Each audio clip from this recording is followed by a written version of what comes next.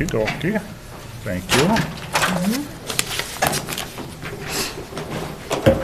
I sort of like this color. Makes the blue stand out. Yeah. I tell April to not fix the printer. You like the color? Yeah. Just for me. My eyes are not good, especially the allergies are starting. I felt No it doubt. yesterday. I felt it yesterday. My eyes just. I felt it last week. I felt it. I was in Duluth, and I really hit me there. And they said the mold this year is worse. Will be. Well, that's what's getting me. I'm allergic. Allergies. Oh, I know, my eyes have been burning for like a week. Mine didn't start till yesterday. Get the Yes, I would be okay with the Bucks picture. and Allegra, so. I don't know what everyone is, but I know, yeah. do we have to? No, Valerie will contact us. Oh, okay. You're just kind of poking. She's making fun of you, Dave. Uh-huh. Oh, that's fine. That's good. Put it all on you.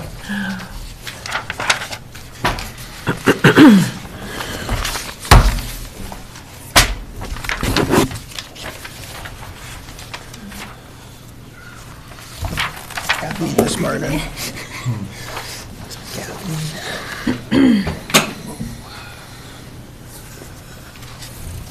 Busy day today.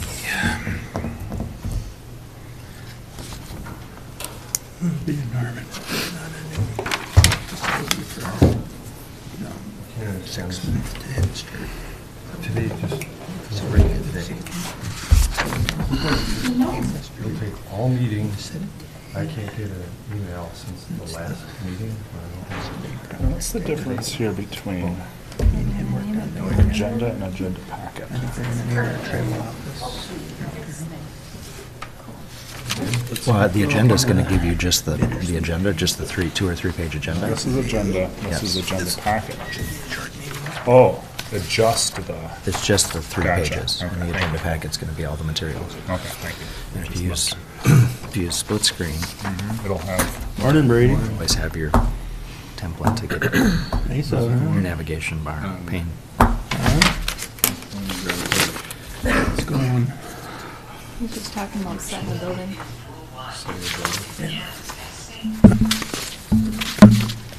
House, garage. The early childhood learning center. By the school. By our Edson Baker school. Be on the north side of the highway. Good morning. I will call the regular meeting of the Cook County Board of Commissioners to order, where our mission is supporting community through quality public service. Please rise for the pledge. I pledge allegiance to the flag of the United States of America, and to the republic for which it stands, one nation, under God, indivisible, with liberty and justice for all.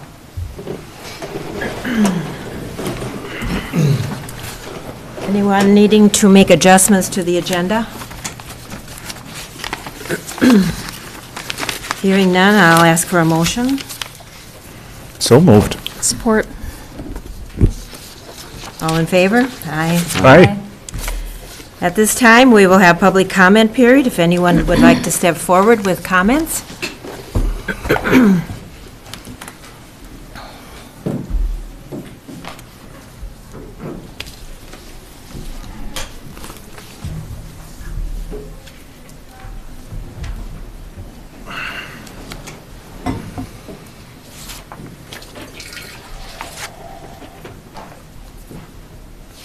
Good morning. Morning. Morning.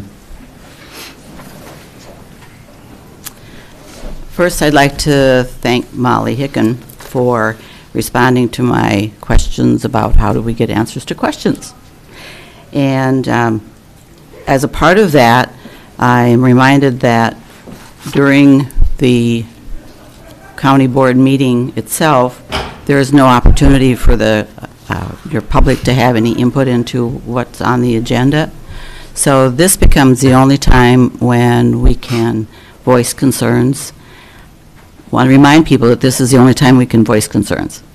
If there's something in the agenda that strikes you with a question, then now is the time you can ask it, because my understanding is that when you get into your discussion, we're here to listen, not to have input. So, given that, my first thing I'd like to discuss is, in the agenda, there's a review of some job descriptions. I thought that was just done, and I thought there were raises accordingly for all those job descriptions, and that was a complete process. In the descriptions that are provided here, there's the new job description, but the old job description is not addressed. So when one reads that, one doesn't know what the job used to be. All you see is what the job is going to be. Given the amount of data, the amount of detail that is sometimes provided in this board packet, I'm wondering if you could do something with this kind of information to, like you do with bylaws or policy changes. You provide the original, you do strikeouts and highlights to show what's going to be new, and then somebody has something that they can actually compare to look at, to weigh what's going on, both for anybody else picking up the agenda and for yourselves as well, I would think. My last question concerns the Hoveland Town Hall. March is starting year number 5 now of no activity on the building. I'm still concerned as a unofficial caretaker of it. Is something going to happen, or should we just watch it continue to fall apart? Thank you. Thank you. Thank you. Would anyone else like to come forward?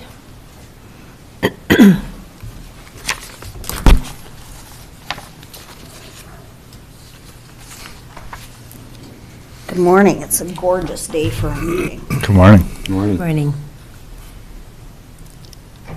My name's Donna Lunke, and I live by 5 Mile Rock.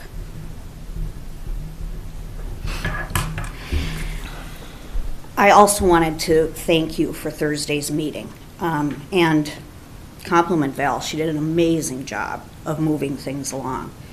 And Pat exemplified what we hope our department heads and elected officials are. He answered tough questions with honesty, straightforwardness, and integrity. I understand today's format isn't a back and forth dialogue like Thursday was, but you have said that you'll get back to us with our questions, and you all have my contact information. We've been in touch before. So, Thursday, I asked a direct question of Mr. Cadwell, and instead of answering, he addressed another audience member and then talked on an unrelated topic, that he had $50 million in facilities and $100,000 for their upkeep. So that brought another question to my mind.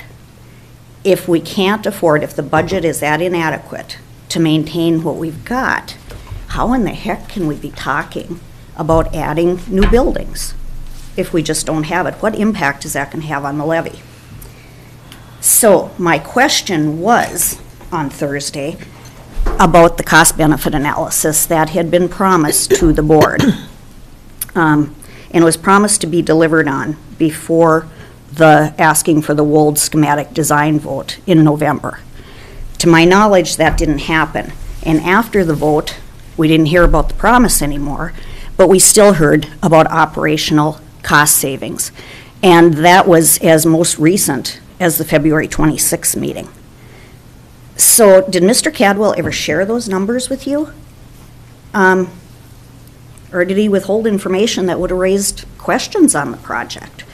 That maybe would have kept the money that was spent on Wold right here in Cook County. And I know that's been a huge consideration of you folks. You've mentioned keeping money in Cook County. So then my next question goes to protocol. If you are promised something, and you're promised something that's really important like that, and it's not delivered, what's the follow-up? Do you ask for it? Does it just get forgotten? And I say this because, as I understand, Mr. Cadwell's review is coming up this summer, so I think that's a real important question. And also, the magnitude of the projects that are being proposed also speaks to that, that if you're promised numbers to make an informed decision, you need to have them. So that's all on that. And I got a couple other quick ones. So the committee of the whole used to be open, and we used to be able to talk back and forth. Now it doesn't seem like it's anymore. And it was stated to the board, when I believe it was Commissioner Bersheim that asked, can we ask questions at the meeting? And Mr. Cadwell said, the committee of the whole meeting is what you want it to be. You make that decision. So who made the decision to change and why?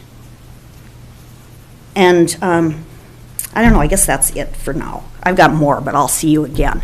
I've been really having fun getting involved in the county process, asking questions. There's a lot more questions than I've gotten answers for. But, and I think it's so cool that we're able to do this and that so many other people are getting involved as well. It really, the community action that's happening is amazing. So thank you and have a great day. I'll see you again soon. Thanks, Donna. Thank you. Is there anyone else? I would just comment that all of your comments and questions are definitely heard. We take notes here. Many times at the end of our meeting, we will address it.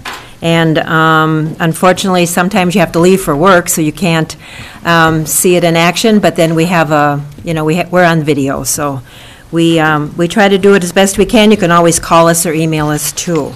So we have one more. Over to you. Thank you.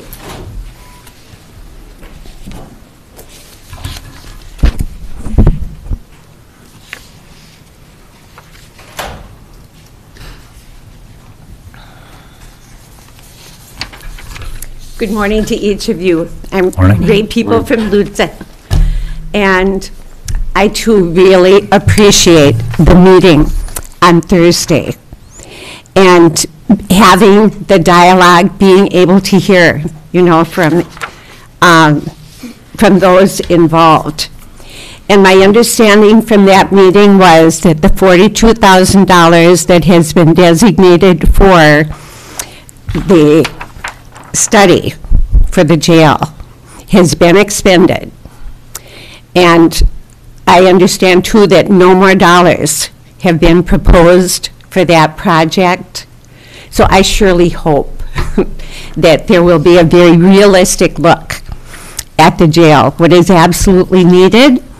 And you heard certainly from the people that they were in agreement that the windows that are already in the budget, which is wonderful, and a new roof and some reconfiguring of office space in the Sallyport. I sure hope that it will be the absolute needs that are taken care of there. And the Y bid, I understand that bid for the new bathroom with the 2 stalls for the little kiddos for the daycare was advertised locally, which is great, but there are no general contractors, apparently, here who could take that on. But was it advertised in Duluth, where there are general contractors who could hire subs here to do the tile work, to do the plumbing work? That would be good to know, because getting the one bid that was approved, and we've been hearing rumors of there's another $40,000 that's being asked for, because it wasn't clear in the bid that these were going to be, that the contractor was going to be paying wages that are required according to the grants. And hopefully, and Ginny, I talked to you, it sounds like sticking with the 125. and, you know, how that's going to be done, I'm not sure. But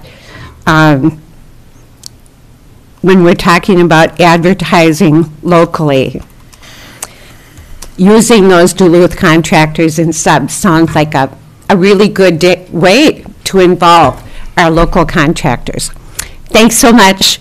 Yes, as Donna said, you have a blessed day. Thank you. That's right.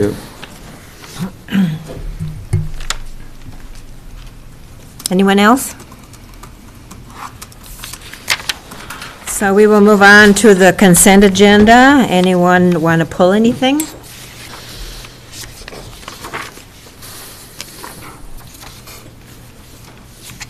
I'll hear a motion to approve. I so move. Second? All in favor? Aye. Brady, you're up.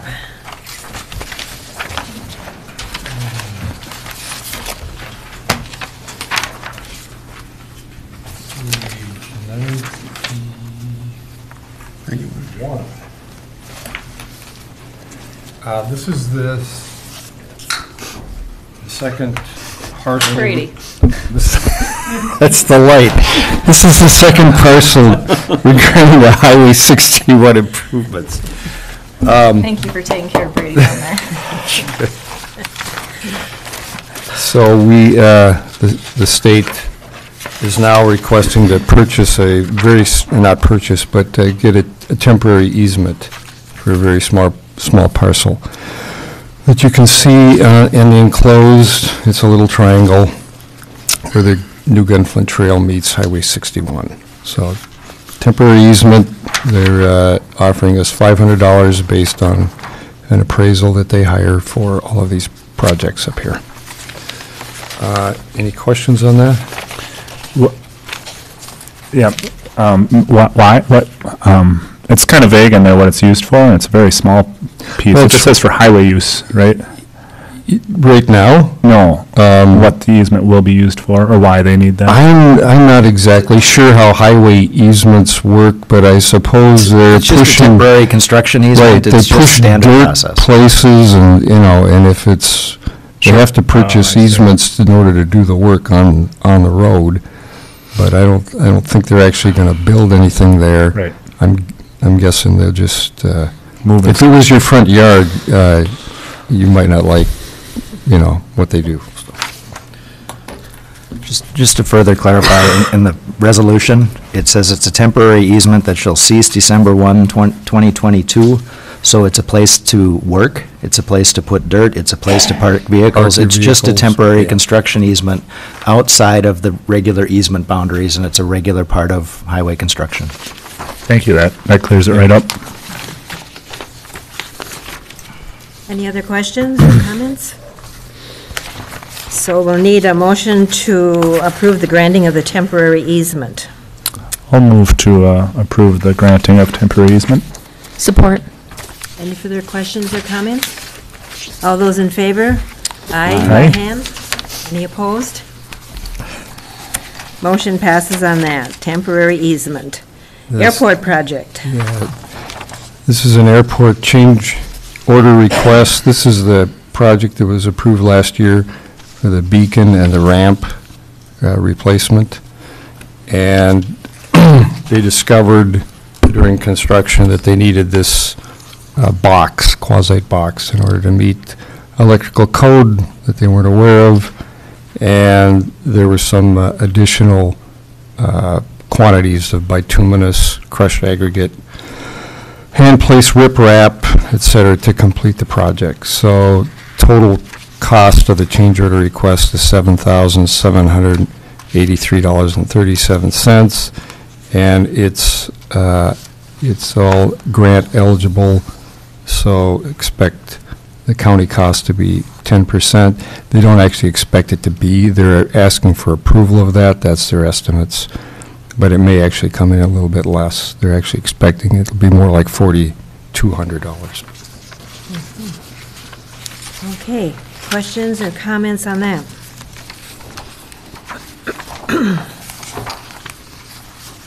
So we'll hear a motion to accept the airport project change order. So moved. Support. Any further questions or comments? All right, all those in favor, show aye by raising hand. Aye. Aye. Okay, And the third item is an airport grant for equipment purchase. This is the pickup that they, all-purpose pickup.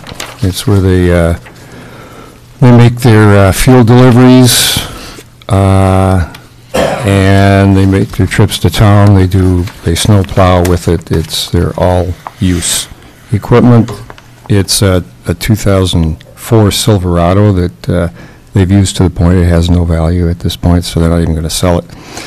They're putting a removable plow on it because it's used for everything, obviously. It's is being approved for a grant. The state will pay 75% of the total cost.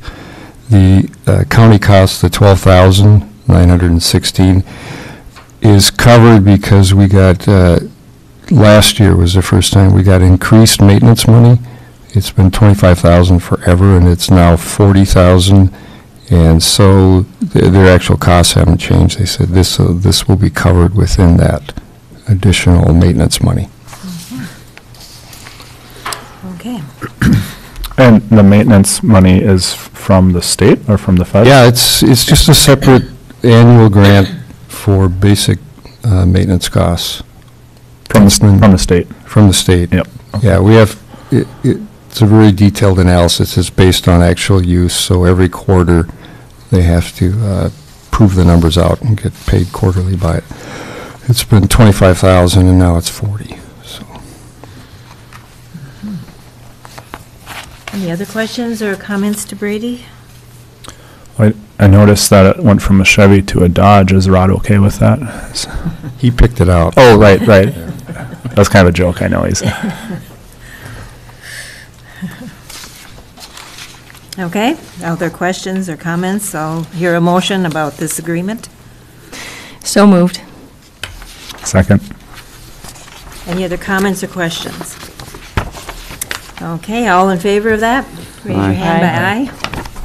Opposed, same sign. That's all I have. Thank you, Brady. Moving on to Administrator.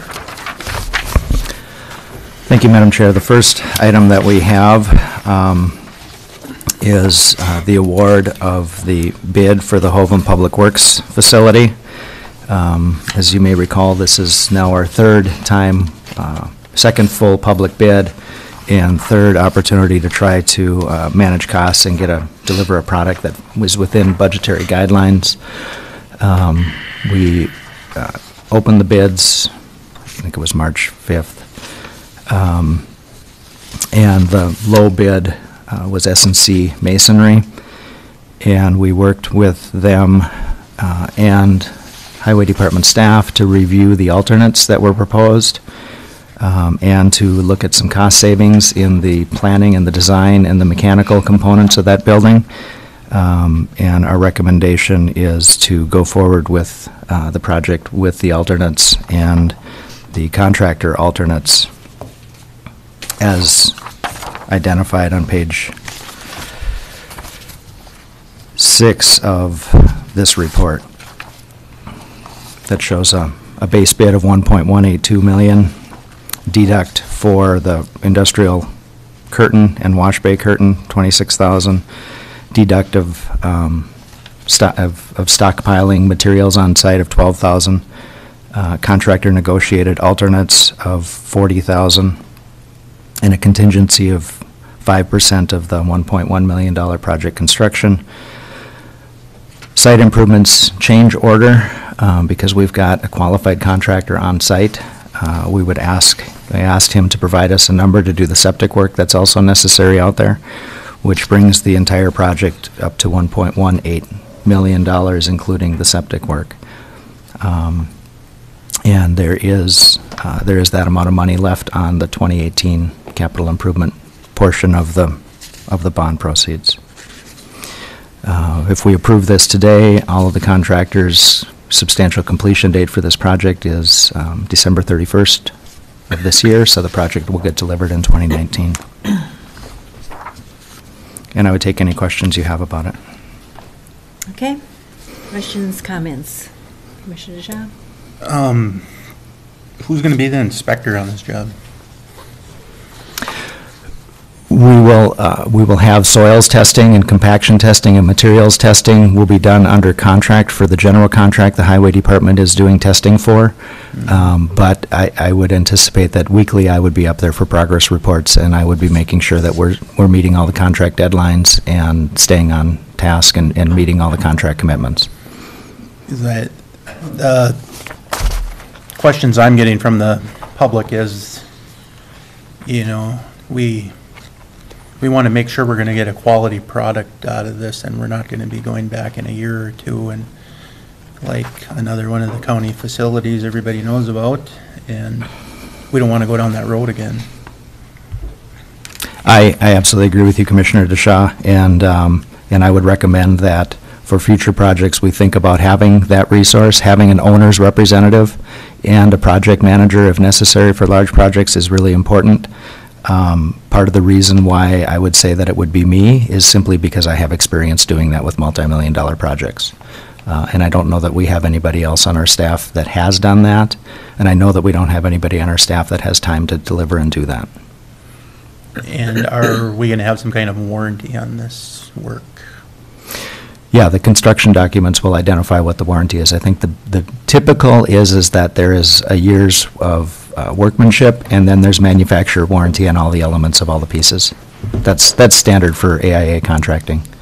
Okay, and then another thing is that I do sit on the highway board, and we got this presented to us last week, and I pulled the committee that I'm on, and everybody on the committee agreed that this project should go, and one of the notes is this project is going to be built by local contractors, so that's all.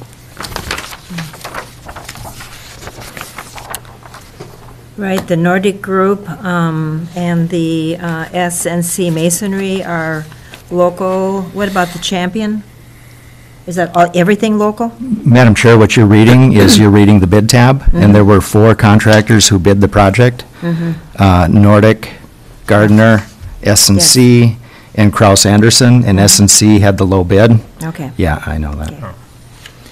Which one? Nordic Electric is on there, which is also local. Oh, Yeah. yes, I'm sorry. The subcontractors under S&C, the Carlson Plumbing is a misprint, it's County Plumbing. County, right. Nordic Electric is local, yes. Yes. So all the subs will be people that you know.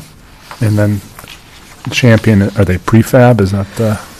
That was the Champion Nucor was the building construction that was specified. So you'll see that everybody spec'd Champion Nucor or to be determined some reasonable alternate. But that meets the bid specification of the quality and type of building.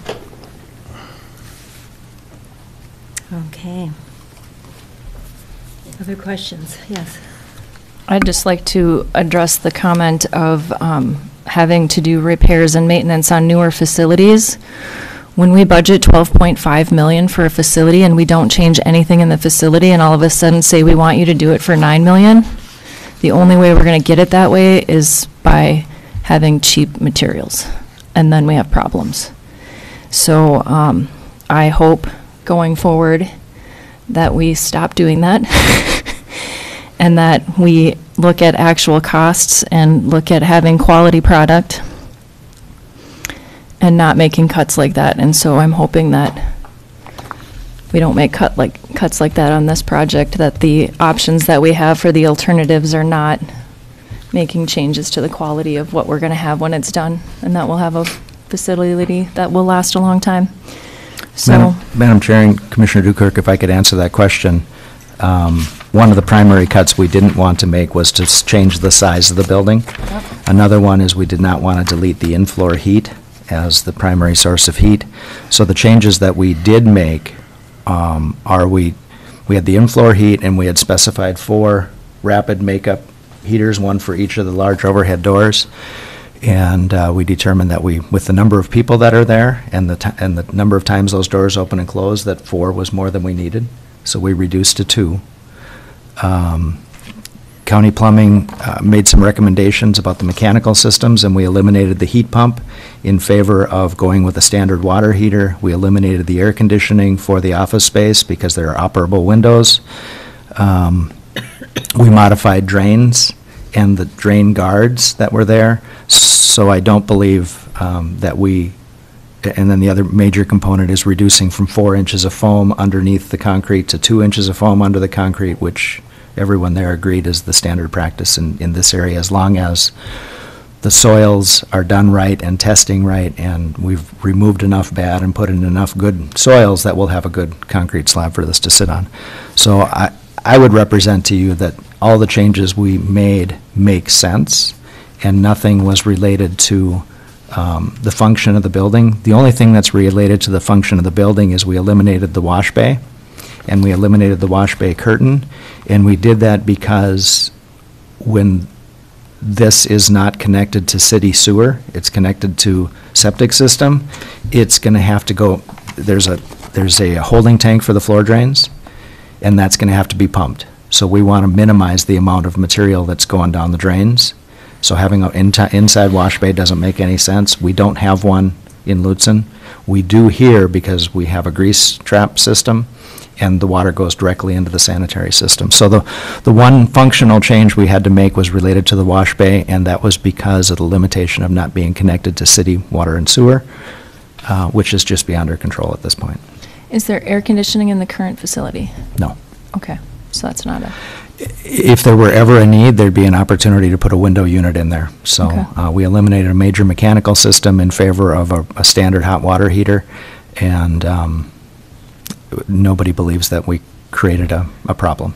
okay. And in some of our highway facilities, the heating system, we've changed those with other construction problems or projects, and it's led to problems. We know that it's sufficient because we have the in-floor heat in this facility.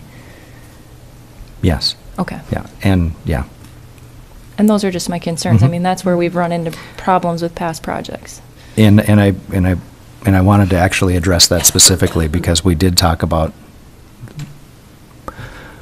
the boiler for the in-floor heat was specified as one manufacturer, and that's not a manufacturer that any of the local contractors are used to working with. So they asked if we would change the spec to something that they are more used to working with. So we did that. So all the changes we made were in negotiations with the contractors who had the apparent low bid. Okay, thank you.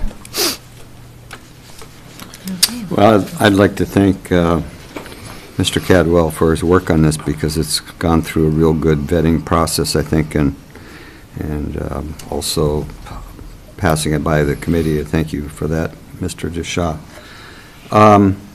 And I think all the kinds of changes based upon my experience in construction are logical, but haven't, compromised the quality of the building and looking at all those areas. So I think we've really gone through an effective process, and also want to thank you for your willingness to supervise this project. And it's one thing nice about having a county administrator, and I think in the past, especially with the building that people referenced, there was no oversight at all in that process, and we didn't have a county administrator at that time. So it says something for your... And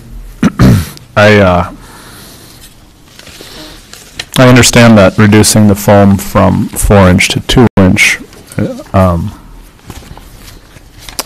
will still make a sound structure. My concern there would be just operating efficiency and just heat loss if it's in-floor heat, and remember reducing our insulative value. I don't have a calculation, but that would be the only thing I question, and I'm not gonna. You're not an engineer. But I play one on TV. I'm not an engineer. It's just a concern of mine, thinking about operational costs versus right now $7,000. I don't know what that difference is. I'm assuming the committee looked at that. I'm not willing to stop the project over it, but I just wanted to bring it up because that's a question and a concern. Commissioner, I'd actually answer that question for you. We did have a conversation about it, and the 4 inches of foam versus 2 is not an insulation concern. It's a structural concern. And with the amount of rebar that is spec'd in the concrete, they determined that it would have no need. That, I believe, Commissioner, correct me if I'm wrong, was more than 80% of the heat is up and very little is transferred down. So this is not an efficiency issue. It was a structural concern. And that question was answered by the amount of rebar that's spec'd in the concrete, which they didn't question. So it was the span, it was the weight of the equipment, it was structural and not efficiency. So it was well considered. Thank you very much for answering that. That makes a lot of sense. And I just want to echo the other comments with Commissioner DeShaw being on the committee and working through this, and Administrator Cadwell, going through it as well and trying to find ways we can save money. It's really great to see that happening through the process. And yeah, as long as the committee's on board, I think it's a great thing. Jeff, on the last update we had on bonding, we actually removed the line for the windows at the LEC to help out with funding other things. Will this change that? I didn't change the financial assumptions. I Okay. left the space for that in there. Okay. I removed the line, but I did not remove the assumptions. We have the money left in there to do that, including after this project. Okay. The basic, this project with the septic work is about $1 million more than we thought, or not $1 million, $100,000 more than we thought it was going to be, which is well within everything else we've seen with bids in Cook County lately. And the $100,000 is not coming from, it's coming from our change in the scale of the expectation of the warming house project.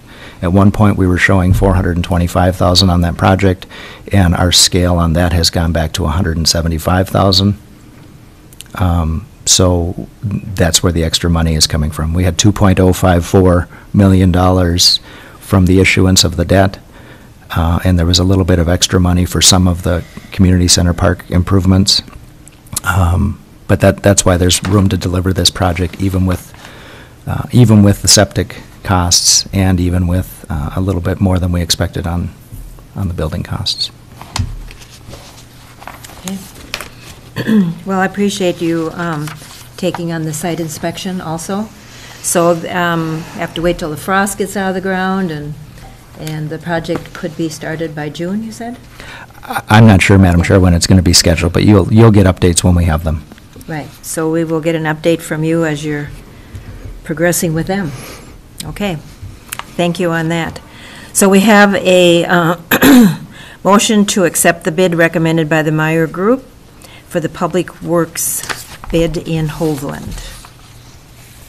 I'll make that motion. Second. Any further questions or comments? Okay, all those in favor of this, raise your hand by aye. Aye. Any opposed, same sign. Thank you.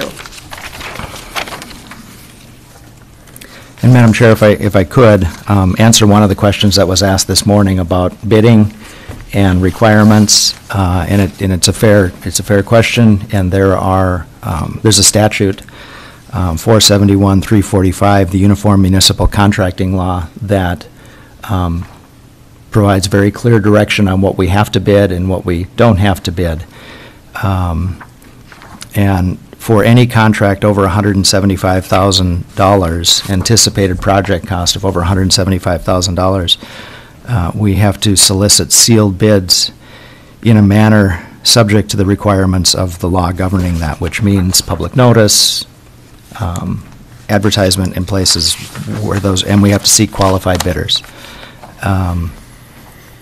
Contracts from $25,000 to $175,000 have a lower threshold, and we can negotiate. We can bid like we did. So the YMCA bathroom project with an anticipated cost of $100,000 fits in this realm. We advertise locally. If we would have advertised to somebody in Duluth like a Kraus Anderson, they wouldn't bid on a $125,000 project. There's no way that they would do that. So your target for that size of a project is much smaller, and notice in the local newspaper is completely reasonable to determine if there's any local interest in doing this or any capacity for delivering a project like that. But I just wanted to remind people that we're not picking and choosing, we're following this statute very closely because if we don't, this is one of those things that a municipality or county can get into significant trouble with. Thank you on that. Item B, Madam Chair, County Assessor appointment. I've provided you with several updates on this process over the last several months, and we're at a point in time where we have to do something a little different than what we were doing, and I'm still hoping that our outcome is exactly what we want it to be and what we think it will be. But just a refresher that we conditionally appointed Todd Smith as county assessor in September of 2016, and he is a certified assessor. And what he has to do within the first 2 years of that conditional appointment is get his credential to be a senior credentials for assessor. And he did not do that by September of this past year, September of 2018. And it's not, you're all well aware, we've got 3 people in our assessor's office. Our county assessor is a working assessor, working in the field, has requirements. We were also in the 3rd of our 5th year of the quintile when Todd took on that role. So when the Department of Revenue contacted us and said, essentially even in September, they said, according to us, you no longer have a county assessor. You need to appoint somebody to fulfill those duties, at which point in time, per the statute, Auditor Treasurer Brady Powers appointed Todd to fulfill those duties. He was working on his credentials for his senior credentials and the materials necessary to apply for those at that point in time. You asked for an extension in December. A 90-day extension was granted. That runs out today or tomorrow. And I got a letter from them a month ago reminding us of where we were in that point in that extension. And I will tell you this: Todd has completed the paperwork required, the report required for him to apply for that. What we are waiting for is we're waiting for the review board to grade that work and approve that work, so that he can take that approval and turn it in with his application for his senior credits or his senior credentials. The board that reviews those applications will next meet on May 23rd. Which is past March 26th. And according, in conversation with the Commissioner of Revenue's office, what they recommended that we do is that we actually declare the position is open, is vacant. It has been open since September, and somebody's been conditionally or temporarily filling those duties. That we actually begin a search for a county assessor, and that they gave us another 90-day extension till the end of June to get that done. My conversations with Todd Smith are that he's confident that his report will be accepted and that he'll be able to apply for those credits, and that means that he'll be able to apply for that job. But it also means that if he doesn't get his senior credits, he won't be able to apply for that job within that deadline. So that's where we are. Todd has been very forthright in that, and he's been keeping me appraised on the status of that project. I've continued to express my confidence in him in being able to do that job, and the way that his team works in getting the work done for the assessor's office.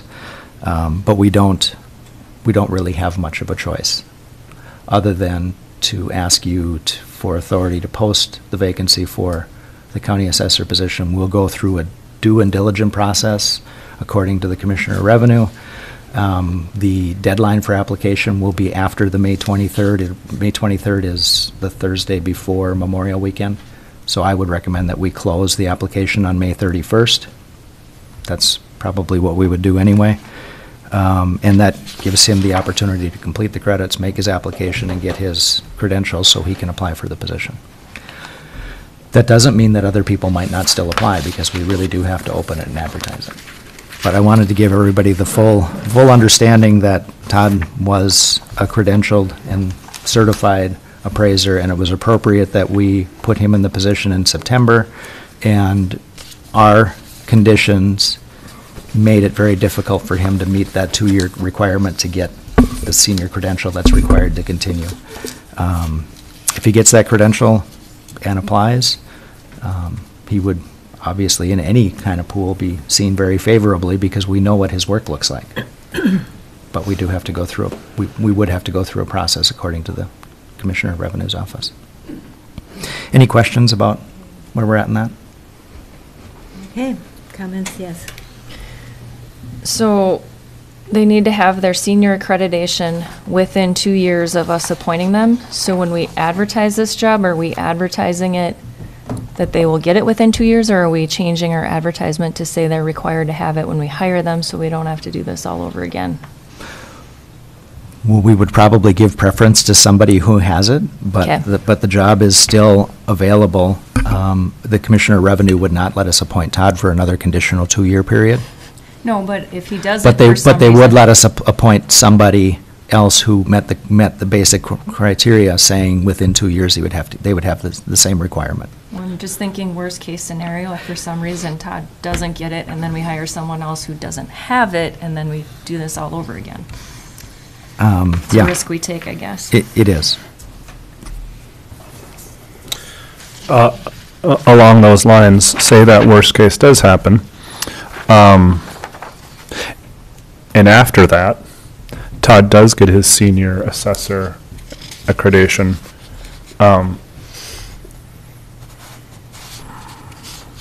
Is there a commitment by the county for a certain length of time for the 2-year?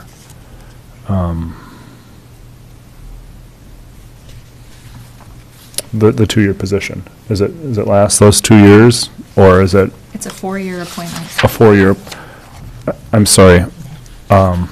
Under the worst case scenario, Worst case, if Todd doesn't get Yep. his senior. Yep. And we hire someone else, who doesn't either, either, and that's a 2-year position. no, it's That's a 4. t- It's a 2-year conditional It's a appointment. 2-year condition. So it's a 2-year conditional appointment. So within those 2 years, if Todd does get his senior accreditation, what's You the? know what you mean. Mhm. Yeah, but I want to be. Credentials, that's easier to Credentials, say. thank you, yeah.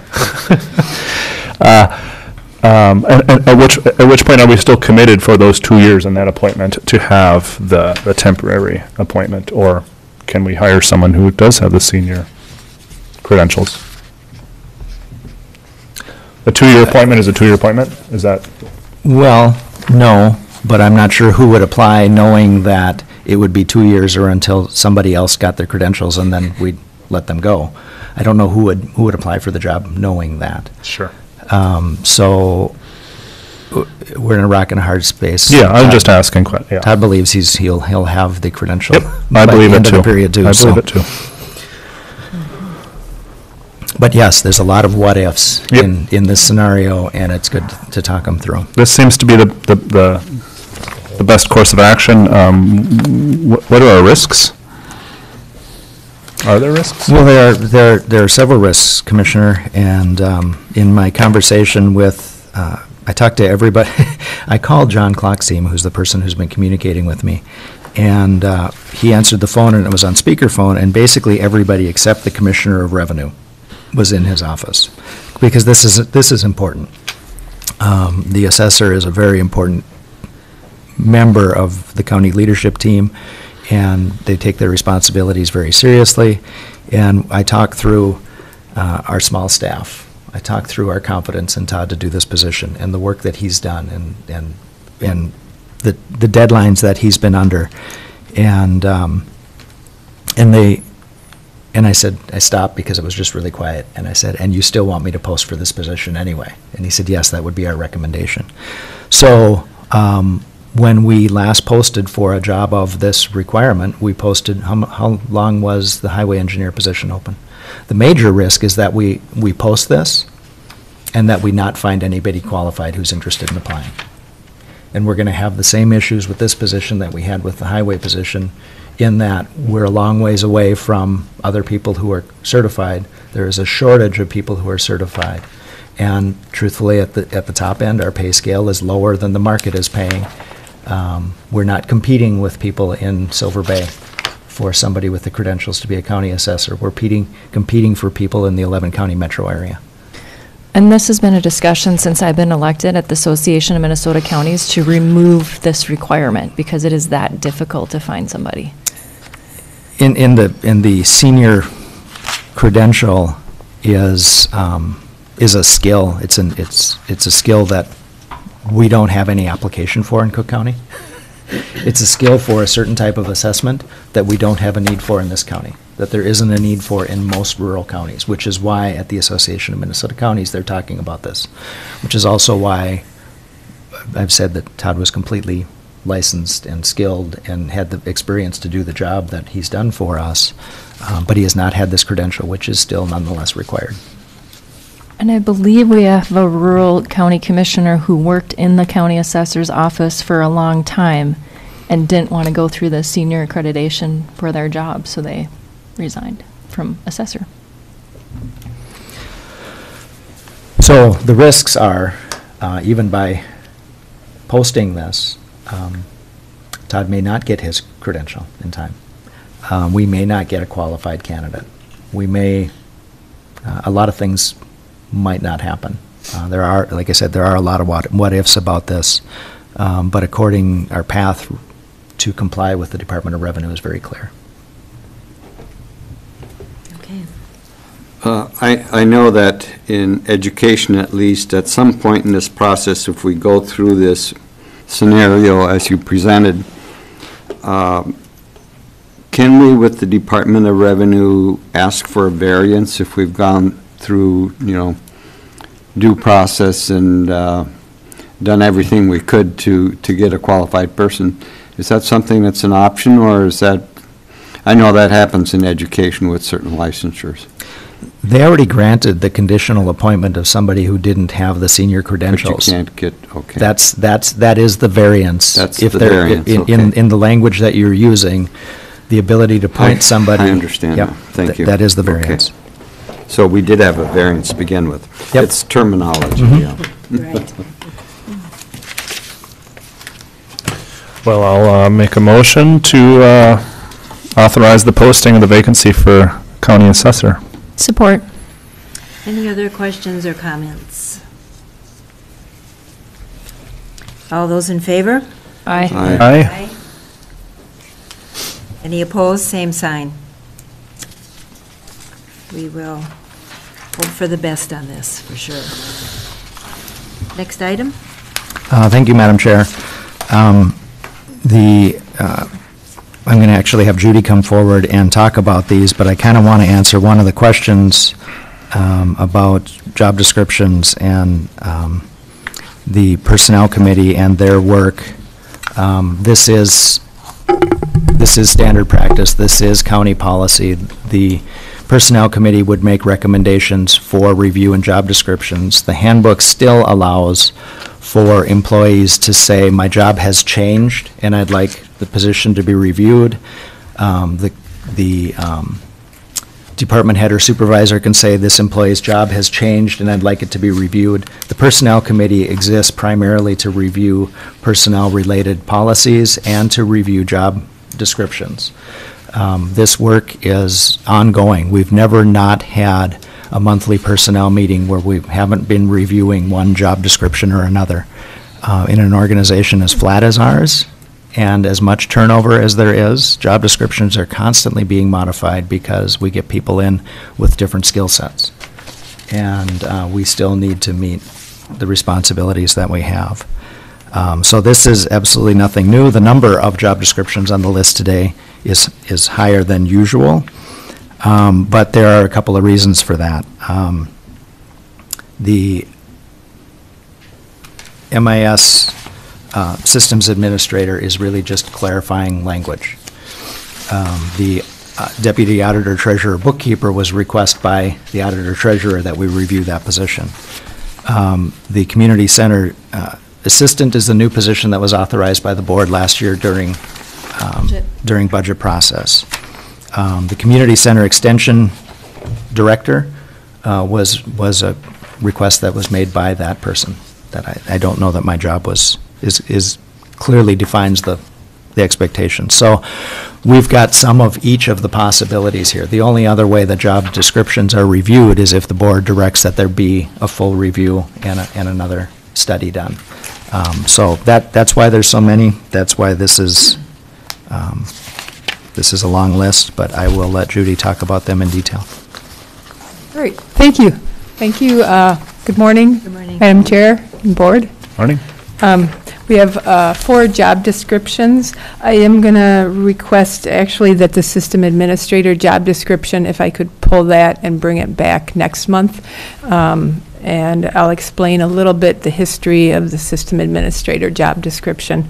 But the other 3 job descriptions, as Jeff mentioned, the community center assistant, the community center extension director, and the auditor treasurer bookkeeper, we're requesting that the board approve those 3 job descriptions.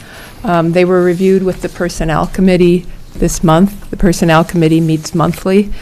2 members of the board sit on the personnel committee along with representatives from the different employee groups, and Jeff and I also sit on the personnel committee. And the community center assistant, that is a new position.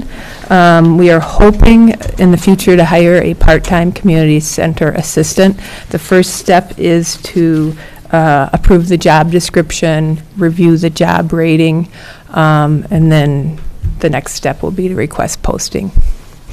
The community center extension director, that position is an ongoing position. We are just cleaning up some language. The director had requested a review of the job description, and we've modified it somewhat that better fits the job. And then the deputy auditor, treasurer, bookkeeper, the biggest change to that was item 2 under responsibilities. We added the part about applying for and administering Cook County subsurface septic system loan and subsurface sewage treatment grant. That paragraph in item 2 under essential functions and responsibilities has been added. And that job also will be rescored. When job descriptions go to the committee approves the actual description, the wording, then we take it to the board to have you approve it. If the board approves it, then we go and rescore the job. So you can see, like on the deputy auditor, treasurer, bookkeeper, the job grade is a 130. That will be rescored. It may end up still being a 130, or it may be higher, or it may be lower. That can vary depending on the job description. I did ask to pull the system administrator job description. Yesterday afternoon, we learned that we needed to change some more wording in the job description. And the reason, the system administrator, the responsibilities are pretty much the same. In fact, we did not change anything on the responsibilities. What we've been updating are the minimum qualifications, the education and experience. This job, the current employee in this job is applying for an H-1B visa, and the federal government has very strict wording on requirements for jobs, and we are learning that our wording doesn't match the federal government wording. So that's what, when I learned that there was one other thing we needed to change yesterday, I'm asking that we pull that.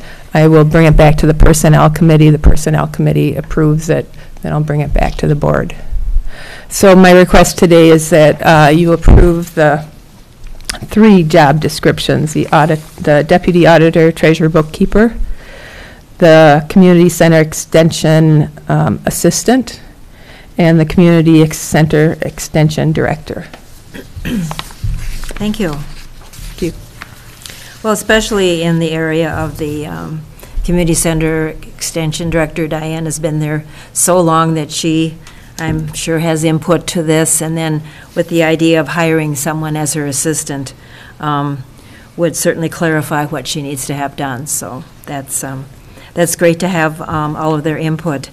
So you say the grading could change according to the advertisement of the job? Is that what you mean? The grading could change based on the description. So first, we make sure we have a correct description of what the job is, and then it goes to Jeff and myself do initial scoring, and if the department head does not agree with that scoring, sometimes we will take it to, there's a committee of 5 that is kind of a secondary committee that would do scoring. And if, I'm just kind of off the top of my head statistic, I would say probably 70% of the time the score doesn't change when we've updated a job description.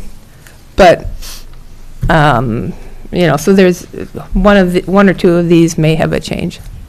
Okay, thank you. Questions or comments? Just one thing I would point out is if the job grade does go down, there's a pay freeze there, right? Versus a reduction in pay. Yes. Yeah. And that's just something I want to, put out there. Yes, thank you. So actually, I'll just mention both ways. So if a job does go down in score, there's a pay freeze. If a job does go up in score, the employee is put on the next closest salary on that new score that fits. So typically, it's anywhere from $0 to $1 increase per hour. And if it stays the same, it just stays the same. And sitting on the personnel committee, I can say that part of this is just we want to treat our employees well and fair, and so having these updated descriptions is really important. If they or the supervisors feel that that they're not accurate or they have more responsibilities than what the description says, it's just important to have this process to go through. And it is fairly tedious, and I'm sure I'm not even in the most tedious part of it, but it is very important. And I do think, I had the thought also going through the materials that it would be handy to have a strike through or a highlight through this, and that's just a lot more stuff to look through, but I think it would be valuable, both for my reference, to stay in the know and keep up with everything as well as the public's. Okay. So I don't know if that would be easy or difficult to do, but it is, I know, doubling the size of material. Commissioner, that's a great idea. You know that at the personnel committee level, Right. you see the strike through. Yeah, we did that. And in HR administration and management is an administrative function of county government by the way that it's organized. And I certainly think that we could provide some detail about the key elements that are changed, the reason why this was reviewed and which key elements were changed. But that I would do that instead. Sure. Yeah, and that would be helpful too. Thank you. Well, I'd just like to comment that I think, it's really good for our employees, but it's also good for our organization. It's a sign of a healthy organization to review things and adapt and adjust to, number one, its people, but also its responsibilities and what's going on in society and in government. So I also would like to say that this is an administrative function, and I think the less political we get about appointments and what people's jobs are, the better, because it just can, I've seen back 40 years ago when that was done, and it gets to be really problematic. So thanks for your work and how this has proceeded. Thank you. Any other comments or questions? Yes. I think I asked this before. When we put the job grade on there, instead of this 170, I'd like to see the numbers between this is the low and this is the high. I asked that before. I think the public would like to see it, because I know I would. Commissioner, if I could, when we adopted the Keystone system, we adopted this template. And I would make sure to reference and let everybody know that is out there, and The wage scale is on the county website right now, so everybody can look at that. If you would like us to include that, it doesn't belong on the job description. It is a second piece of information, but you can go on our county website right now and look at the 130, and you can see the starting and all the steps and the top end of the scale. That information is public and publicly available. But when I see a highway department job, maintenance worker 2, it says 18-something, you're at this rate, 18-something an hour to whatever it maxes out at. It is on there, and I would like to see it on these. I'm sorry, I don't understand. Instead of having this 170 for the Yeah. pay, Yeah. let's put some numbers to that. Hourly? Is Yeah. that, oh, I see. I could probably include the salary schedule with the job description requests at future, like next month. All the job descriptions just have a number on there. Even highway worker, highway job descriptions just have the number on there in the personnel file, because pay changes annually. But the number, in theory, would stay. Classification and until the job compensation changes. are two different things. So all of our job descriptions only have the classification on them. The 49ers are unique in that they actually include the salary schedule as a part of their contract. So we would have to update all of the job descriptions every time If pay was updated? If we did that, Yeah. yes. Yeah.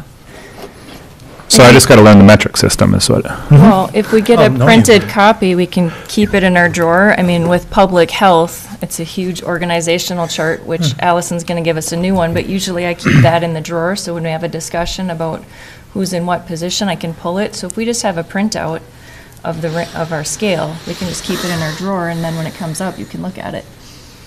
I don't have any problem when we bring jobs forward that we include the wage scale as a handout that goes with these things. That's the way to do it. I wouldn't want to put it on the job descriptions because then we have to review every job description every year when there's a cost of living increase. Right. Not if you put the minimum and the maximum. That changes every year, Commissioner. Every year. I will, on future requests, I'll include the salary schedule, which is the whole salary table with the numbers, with the job descriptions kind of as a addendum. That'd be great. Is that, I mean, that will get the information, right? Yeah. Well, I'll make a motion to approve the updates to the 3 job descriptions and pulling the systems administrator. Support. Any other questions or comments? All those in favor? Aye. Aye, by Aye. hand.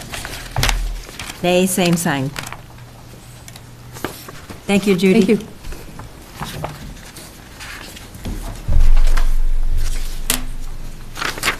Okay, so now we have commissioner concerns, reports, notes, and everything. So we'll talk about the reports first. Anybody have anything to report, both past or future? Jeff, do we want to do the Safe Route to School grant update from Kristen? I would actually let her make that when she's Okay. here. That was all I had. Okay. Anything else on that? We'll go to meetings to note. I guess I would like to discuss our meeting on Thursday night. And I'd like to have it in 2 parts. First, let's talk about what we think, how the meeting went, and then what we think our next step should be in terms of the jail. So comments about that evening? Molly did a great job providing information that I haven't. I mean, in general, I hear it during committees that I sit on and groups that I meet with, but for the public to hear that aspect of it, I thought was great, and Valerie did a great job of conducting and getting input. I liked the opportunity to ask questions and get an answer. Yes. Yeah, I thought the format and how it was conducted and by and large, the behavior of the people attending was better than we've had at others. And I know we're concerned about civility, and I'll always talk about it because I think it's important. So it was a very good meeting, and had a good turnout, and I would just like to comment, too, that I really, in the last couple of weeks prior to that meeting, made a point of talking to people about it. And so I think having this meeting and having, a strong voice for a certain way to proceed was worthwhile. And appreciate the people attending, but also I talked to a lot of people that weren't there. And that's going to be part of my, recommendation as well. Yeah, I also thought it went really well. I really liked the format. I think we need more of it.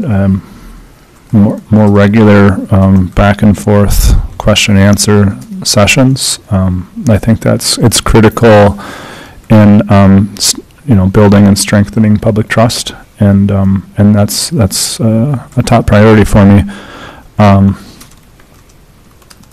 I was caught off guard a little bit by the opportunity for us commissioners to speak. I wasn't expecting that, and so I certainly would have given more thought to what I wanted to say. That was kind of off the cuff. And on that note, one of the things I would have liked to have said was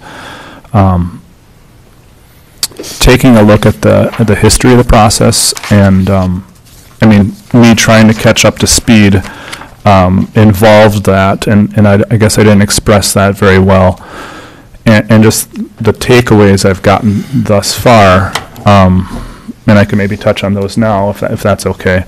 My understanding is that when we, as a county, got a county administrator, one of the first things that was asked is, well, what's our financial management plan? And there wasn't one. And that's when going to Ellers was approved by the board, and they said, well, we won't do one until there's a capital improvement plan, or that's part of the financial management plan, and then the space needs study.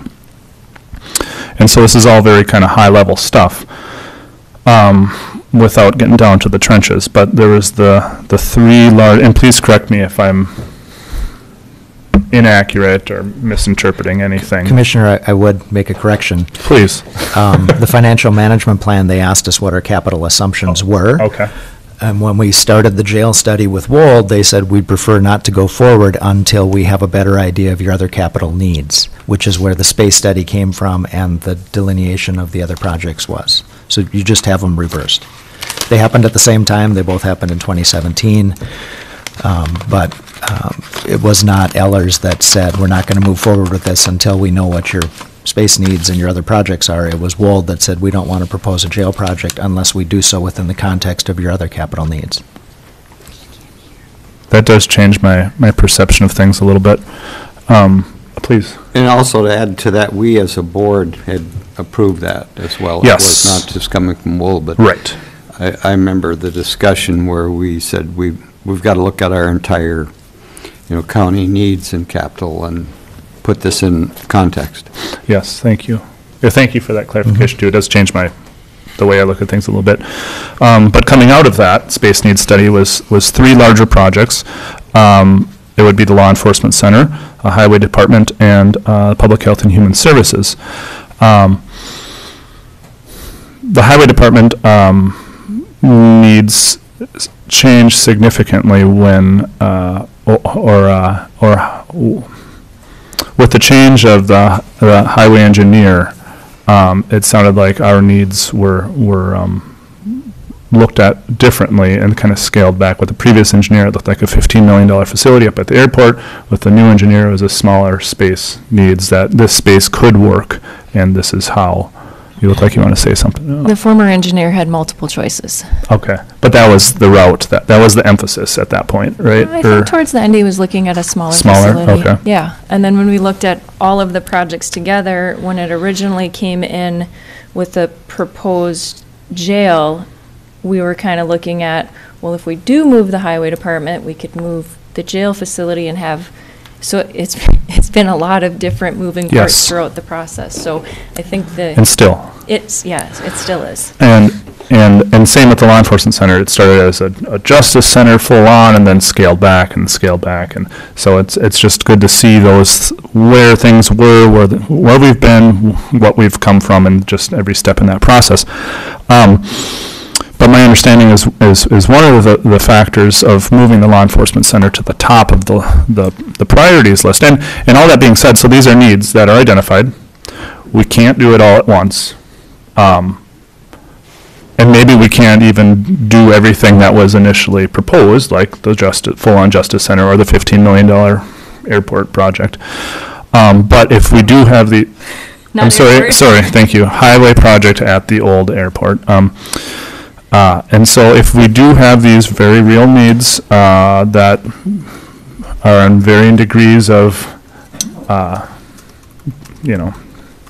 pressing need, how do we prioritize those? And this is all before, you guys were working through this, and so, my understanding is how the law enforcement center got to be at the top of that list is the potential for savings, operational savings, and that is in transport largely, and that's more of the hard lines, not including the kind of softer savings with other staff, whether it be legal or families or and it's or housing. counselors. It's not just transport, it's housing also. Operational Because we're housing. paying to house people elsewhere. Right, thank you, Yes. yes. And so, versus the other projects that are identified as needs have no potential for operational savings. It's just taking care of what we need to take care of. And The so, other urgency was that the windows are in really bad shape. So if we're going to replace the windows, let's make sure we're not replacing windows and then pulling them out during new construction. okay, so that's an inefficiency in construction. And so in my mind, that made a lot of sense to move this project to the top of the list, even if those savings are not real right now, because of the more recent trend of transport and housing costs. There is that potential in the future, not that we want it, but just that it is possibly there. And so that made a lot of sense, and I thought bringing that perspective to the meeting would have been useful, and I guess that's what my hope of bringing it up now is that when we talk about, fulfilling the needs of our community, most of the time we're not looking at operational savings. And so this project has that potential, even if it's not happening right now or wouldn't be happening right now. That is the potential in the future. And it's just a little twist on what our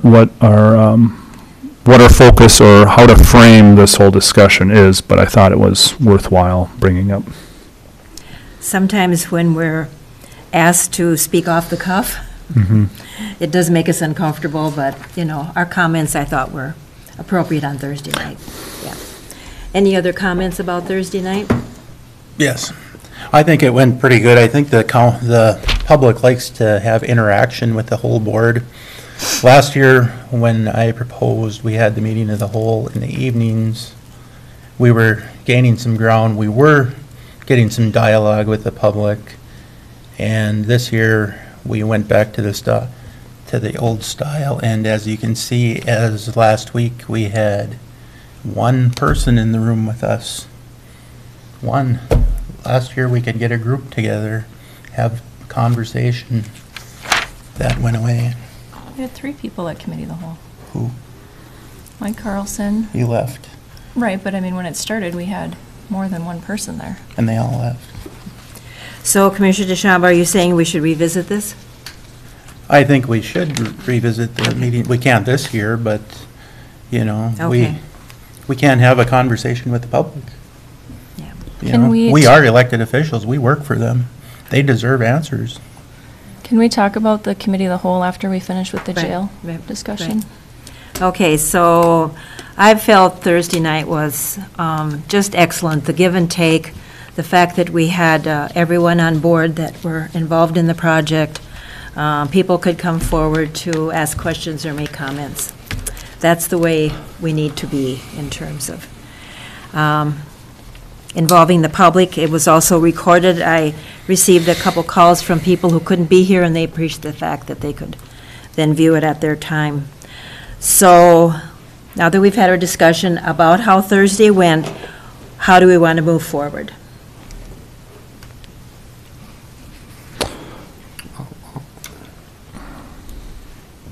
Go ahead, Myron. I'll start. Well, I think we definitely heard some good points and discussion, and we need to consider that. And as far as the process, I think that we should go, and this is, my thinking right now, and I could be convinced differently, that we should look at this as a process. And we sort of started with the jail core study group, to look at this situation and come up with a schematic proposal. And I think based upon where we're at now and what the sheriff has said, we need to revisit what is the next step, and what can we do. I know that from my experience in buildings over 35 years,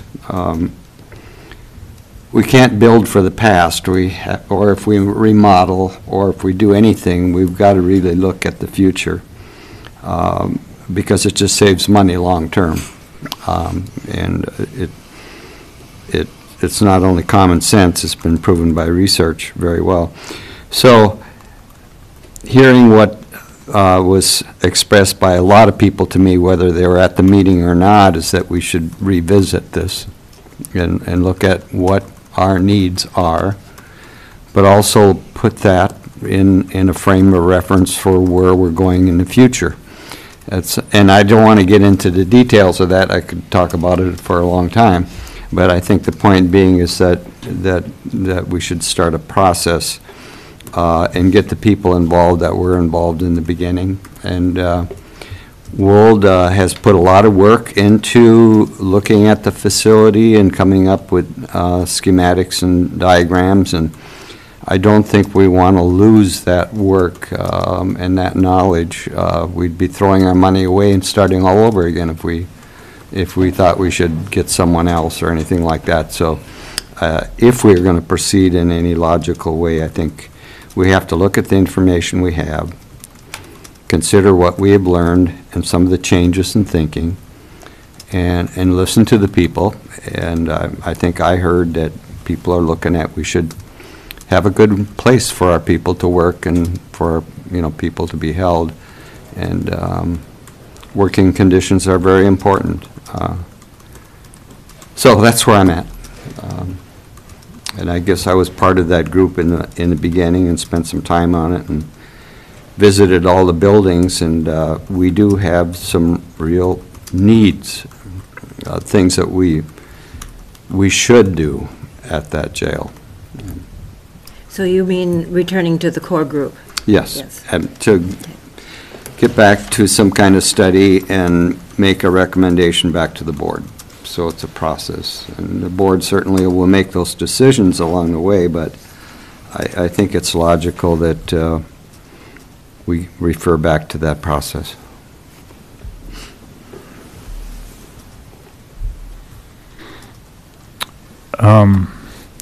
I guess where I'd like to go, and I'm not sure this is fair or how it should work. Every time that there's a new commissioner, you shouldn't have to Start over? Start over.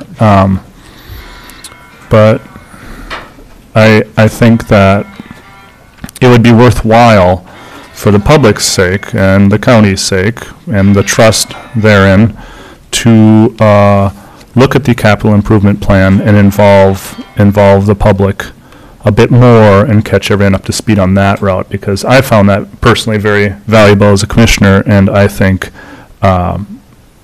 concerned citizens at large would also find that very valuable, just to get that perspective, because it's not a perspective you're going to get from just managing your household budget.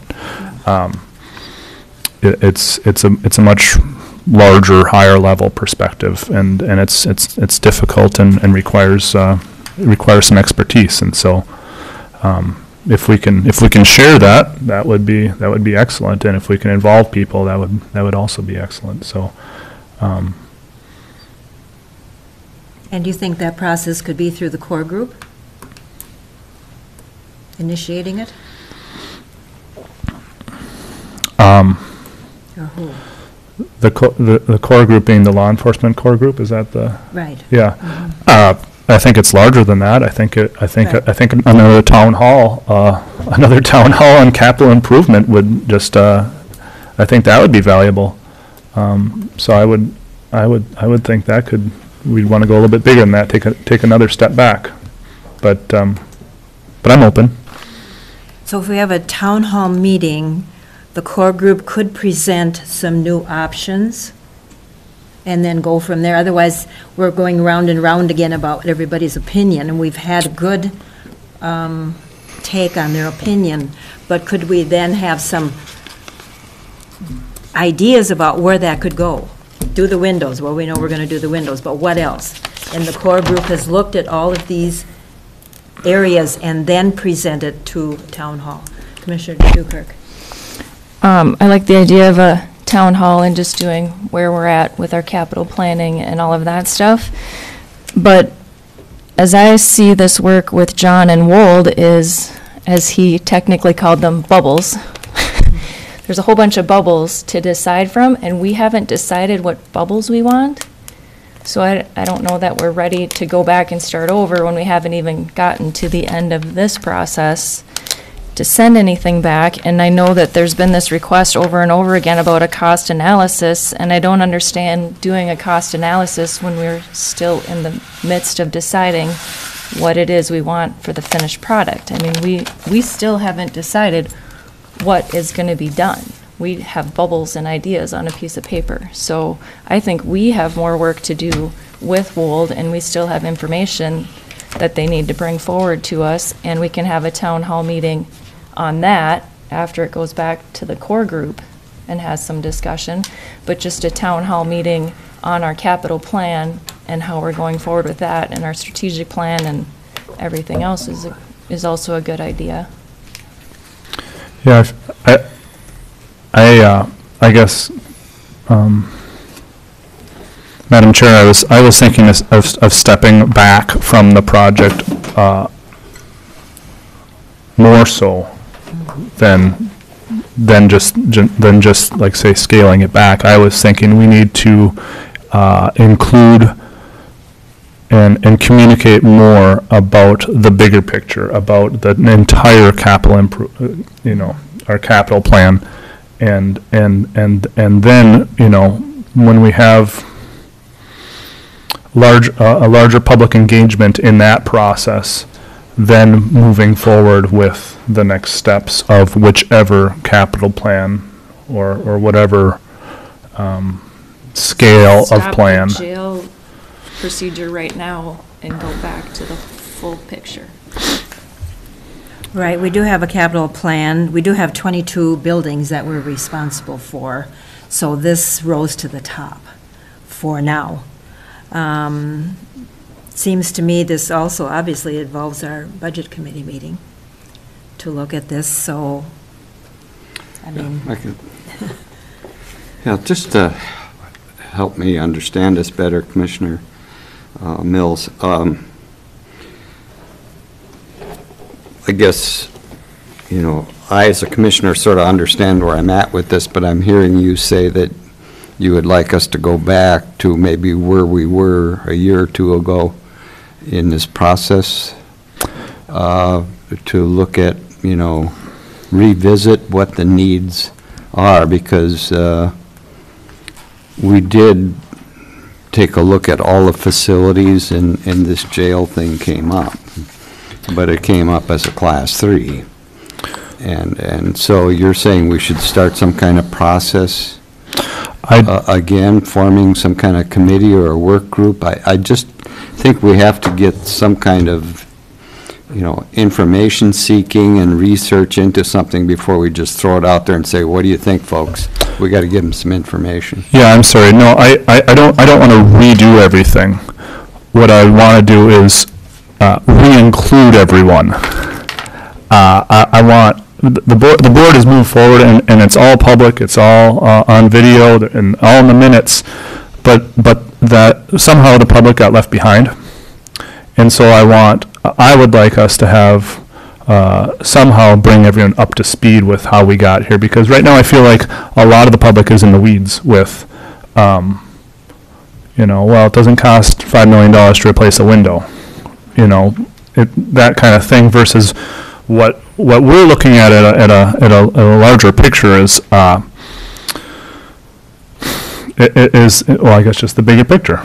We're not looking necessarily right at those windows, but that is one of the needs. What we're looking at is the overall needs, and I just feel like not everyone's been involved in that process. So to understand this better, are you talking about the needs of the jail or the needs of the highway, the Y, the everything, all of our facilities? I guess that's my question. Yeah. So we're just sort of putting jail on hold and going back to I'd press looking at pause. all our buildings. Yep, I'd press pause, and I truly believe in one town hall meeting, we can get everyone who wants to be there up to speed on how we got here, and specifically to the jail, but the whole picture too.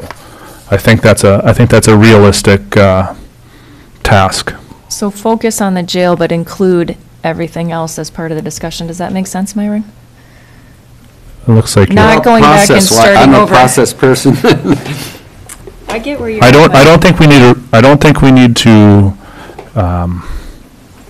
So we're going to determine by a town hall meeting how we're going to proceed without any study? That's what... No, this is, my suggestion is merely to, I feel like the town hall is an excellent way to communicate. I agree. And that's what I want to, it seems like that might be the best way to communicate. And so if we can, I'm not saying this town hall is going to determine things. What I'm saying is the town hall is going to include people in the conversation and catch people up to speed. Okay, so we're going to present to them, I think I'm understanding it now, Okay. is that we're going to go back in time and present to them how we got to where we're at Yep, now. just a summary of, yep. And I'm sorry if I made it sound like time to redo everything, because that was not my intention. But Okay. it's more to communicate and include. Then what happens after that? What would you recommend? I'm thinking process. Step by step. I think that when we have more public engagement and inclusion, that our path is going to be a lot clearer. And I don't have a strong feeling on what our next steps are beyond that. But I think that's my priority is to get that. And so you want to know specifically what we think we should do with the jail right now? Is that what you're... The process, I think, and then just to understand this and think it all the way through. Yes. That would be helpful for me.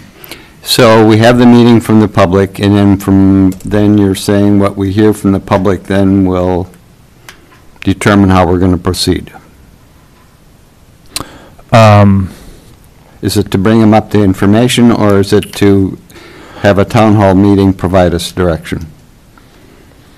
I'm not looking for a town hall to provide direction necessarily. Okay. I can certainly get more information from the town hall and think other thoughts and look at other options, but it won't necessarily determine what's going to happen, but it certainly helps shape my understanding and the public's understanding of where everything and everyone's at.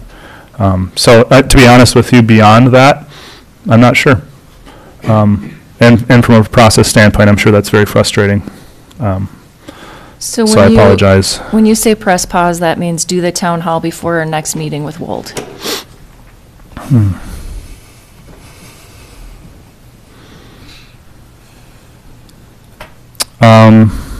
Before what next meeting? For him to give us updates. We don't have anything scheduled. Madam Chair, Commissioners, staff does not have a full capital plan to present to anybody. We have bubble drawings, we have ideas, we have space holders. We do not have a full capital plan. We cannot do what you're asking us to do. So if your idea is back off, let's not consider a capital project right now until we have more information, that makes sense. the rest of the conversation about providing this level of entertainment, of education or entertainment or whatever it is, truthfully, we don't have that. And we can't develop that in the next several months.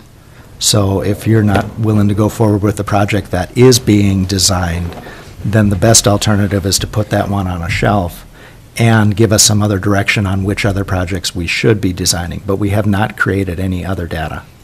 We don't have the data to share. All I have are bubble drawings and estimates of costs based on a space needs analysis. None of that constitutes a capital plan. All of that constitutes an idea of future planning that we have to include when we look at our financial resources. But that's as much level of detail as we have. And that's right. I feel like we're getting into the weeds with details. As I think even that perspective is very valuable, and I don't know that that's out there for the public or accessible, or I think that's very valuable. It was taped up on those walls for True. 4 months last year. That's very true. And I did see them, but not until I was a little more engaged did I more understand what those meant. So thank you for bringing that reality. Commissioners, if I could summarize what I think are appropriate next steps, I think that related to the jail project, the committee that has been charged with studying that should have a meeting and talk about what to do in light of the comments that were received last week, and bring that to some subsequent board meeting. And if the goal is to place that project more in the scope of other capital needs that the county's facing, and you want staff to prepare a better analysis of the capital needs, direct us to do that, and we'll take the time that it takes to do that. But we're not going to solve that today. I can't give you numbers. I can give you round numbers that we have based on that cursory, preliminary, non-tested, staff-provided space needs analysis, the need for an additional 21,000 square feet. As was mentioned this morning, an additional 21,000 square feet has long-term costs associated with it. We don't have any of that information to share. We have the very basic bubble drawings that show we have 3 people in an office and a couple of offices upstairs in Health and Human Services, and that is not conducive to us doing good work. And that's, I think, what Commissioner Bershheim, you're suggesting is the core group re-meet and talk this through. Yeah, I guess so. I think that we had the meeting about it, and we got a lot of great feedback. I did. And I got it elsewhere as well, and I think we need to take that and now put that into what kind of recommendations would this group have going forward. And then that, because we did decide previously, in November, we approved a schematic design, and we have to now evaluate, is that how we're going to proceed? We did approve that design. We didn't say we're going to do it, but there was a lot of work and information that went into that, and I think if we started all over again, we would lose that information and that all the information that we received at the meeting and come back to the board with a recommendation. And then we would decide whether that's the way to go or not. Or your suggestion is to, well, let's put this on hold and... Yeah, and I think you're right. policy. I think you're right. That core group should go, but I do want to... I understand what you're saying. Okay. I think so, too. Does everyone else, though? You can't get everyone to understand. Well, basically, would we be in agreement to do that? To send it back to the core group? I'm all for that. Okay. Commissioner Dishaw, I sure would like to know what you're thinking. No, you don't. I really do. It's important. No, I think that jail group should get back together and see which direction they want to go, and then, I think we heard a pretty clear voice from the community the other night. And Okay, so we'll leave it up to Jeff and Myron and the group to get together in the next pause I'm in the group Wells too. is on that group now, too. Yeah, I've only been to one meeting, that's been part of my catch-up, but, Good, okay. Welcome Thanks for aboard then. joining us. Thank you, It'd yeah. be good to have Okay, two so you'll people. do that. yes. And did we briefly want to address Commissioner Shaw, Committee of the Whole? Well, we can't change nothing with it No. anyway until next year, so Right. there's really no Oh. point. Well, I think, can we not? You know, you and Myron both said that you feel town halls are very productive, and that was part of the discussion when we changed the format of the committee of the whole, was that we would have more town hall meetings.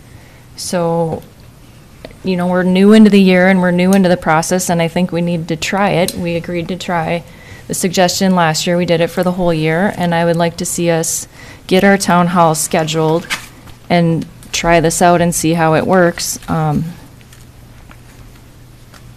I think we're too early into it to just flip it upside down. I agree with Commissioner Dukirk. I think last year I found that the committee of the whole weren't that productive. We didn't have a lot of interaction with the same people. That's fine. But boy, we had a great turnout last Thursday. And so I think the town hall approach is going to take care of some of that dialogue. And I really like the format. Didn't even think of it, that we would have questions first and then comments. And I think that format really worked well. Yes. I agree. And I'm not convinced I think it's the topic, not the format. If we had a committee of the whole on law enforcement center, I think we would have, We did have one well, last year. sure, we would have had 90 people here, or whatever the number was. It was a small turnout. But I mean, at this stage in the process. Right. Okay. Versus if we would have had a town hall on the mobile device policy, I don't think we would have had near the turnout. And so it's somewhat topic related, but it's the format that I'm seeing more value in. Yeah. But last year, we were getting people that were coming in before the meeting. We had like 15 minutes that were asking questions on different things, and we were able to give them answers. And I see that being done at a town hall, because the questions a lot of time at committee of the whole were not about the item on the committee of the whole, Right. So because they're not exciting, apparently.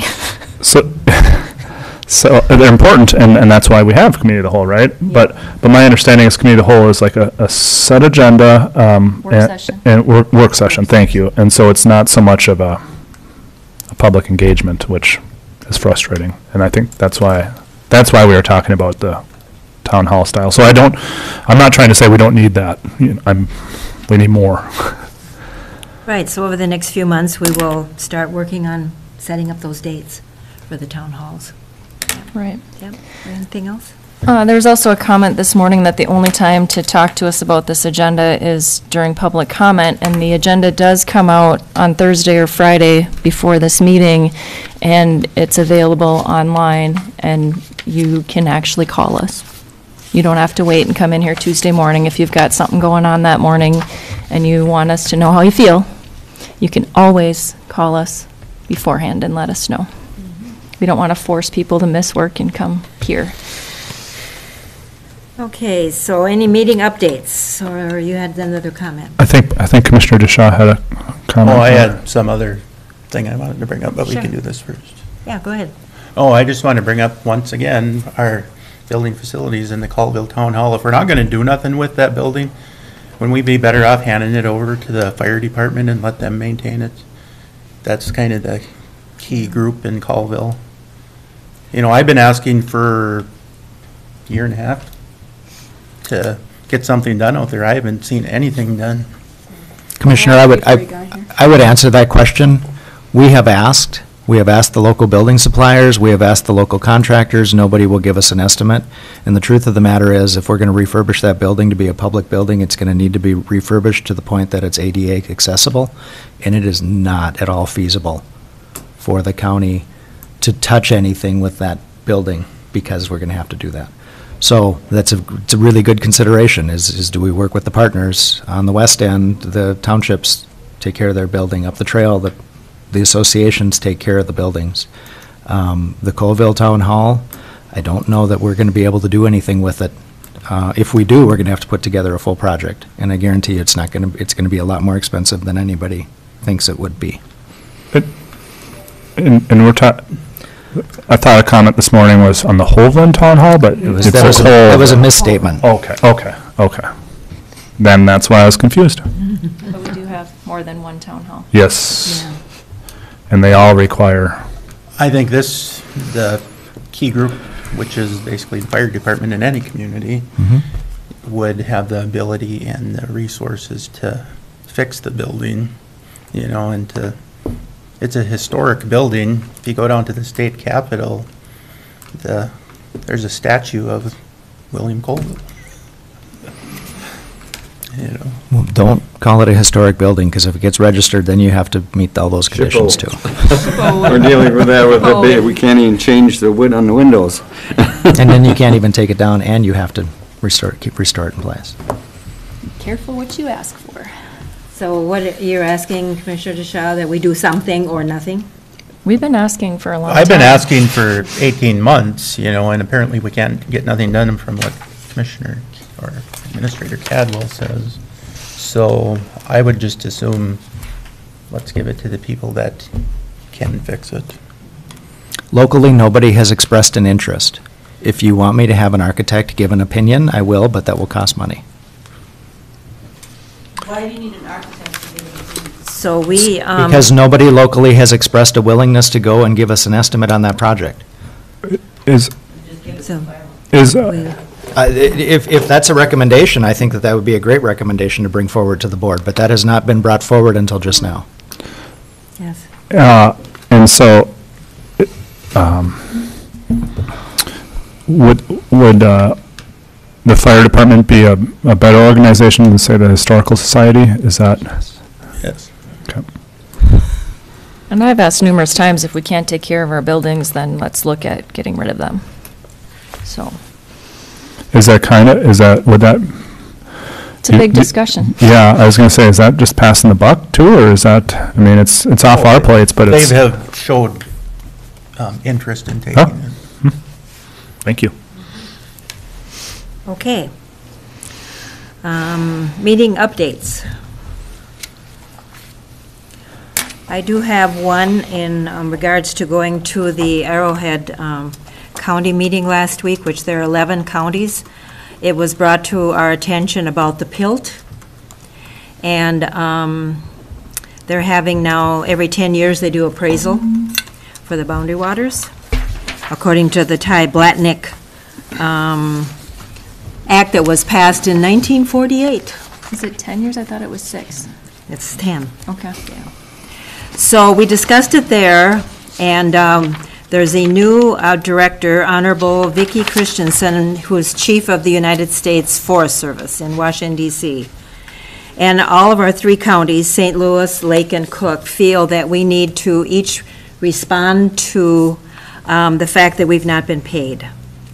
So each of the other 2 counties are going to send a letter. And so Patrick Boyle forwarded to me, he's the county commissioner in St. Louis County, a letter that they're going to send out. And Lake will follow, and I think we should too. So I'll just give you time to respond to it. I've made corrections in here because of the wording, but we feel that we need to know soon about this urgent matter. And so I'm bringing this forward for your information. So that'll go in the next board packet for approval? Mm-hmm. Okay. Yeah. And I'll rework it with April, and we'll come up with our wording that is associated with Cook County. That's for the PILT, for PILT? Yep. On that topic, I just saw the AMC's legislative update, and it sounds like there is discussion about that. There is, yes, and we need to keep it going. Yeah, at the state, so. Right. Okay, anything else? Yeah, at the hospital, and I don't want to throw the hospital board under the bus at all. They're staying on top of this, but it is certainly worth bringing up that the governor's current budget proposal, the way the reimbursement is done for the care center, if everything goes through as is, it would be another $250,000 that their levy would increase. And so, yeah, that's a pretty big shock. And so the Minnesota Hospital Association is tracking this very closely and keeping the hospital board up to date on that. But I thought that was really significant and worth noting. So, not saying that's what's going to happen, but if everything stays as is, that's what the projection is. And I guess that's a minimum, Kimber was saying. So that's pretty shocking. They discussed about what they should do at this point, and it sounds like they're writing a letter to the governor, similar to the PILT letter. But as far as, getting citizens to also write letters, I think they're kind of holding off for now, but it may be that we're going to need a lot of input from the public toward the governor in regards to that, so. Mm-hmm. Anything else? So we'll have a motion to adjourn. So moved. Support. Do you know somebody on the board? I'm sorry? Do you know somebody on the board? The hospital? Well, I know all of them now. Are you on the board? I'm